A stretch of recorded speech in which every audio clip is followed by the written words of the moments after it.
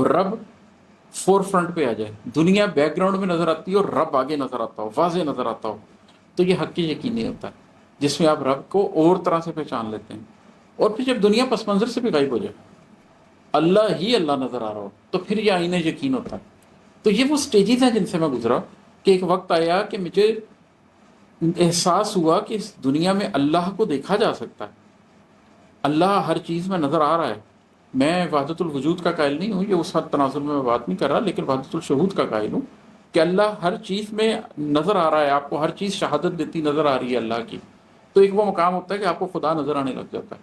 پھر ایک وہ مقام ہوتا ہے کہ جب آپ کو خدا اتنا قریب محسوس ہوتا ہے کہ آپ کو وہ قریب لگتا ہے اور باقی دنیا پیچھے لگتی ہے، پس منظر میں چلی جاتی ہے، وہ ایک اور مقام ہوتا ہے۔ اور پھر ایک وقت ہوتا ہے جب آپ کو اللہ ہی اللہ نظر آتا ہے، باقی چیزیں میٹر ہی نہیں کرتی، وہ بیک گراؤنڈ سے بھی غائب ہو جاتی ہیں، you are not worried about them, you are not concerned about them, وہ انہیں یقین نہیں ہوتا۔ تو آج حقیقت جان چکا ہوں، ربط حقیقی کیا ہوتا ہے، بخت حقیقی کیا ہوتا ہے۔ ایک حقیقت بھیڑ میں واضح دکھتی ہے تو کیوں دکھتی ہے، علم یقینی کیا ہوتا ہے۔ دنیا منظر سے ہٹ کر پس منظر کیوں کر بن جاتی ہے، حق یقینی کیا ہوتا ہے۔ جب پس منظر بھی غائب ہو جاتے ہیں اور نظروں میں بس ایک محبت رہ جاتی ہے، عین یقینی کیا ہوتا ہے۔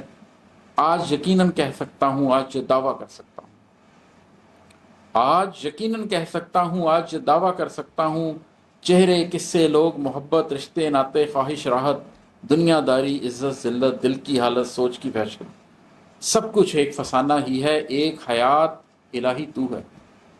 دنیا ایک تصور ہی ہے، اصلی ذات الہی تو ہے۔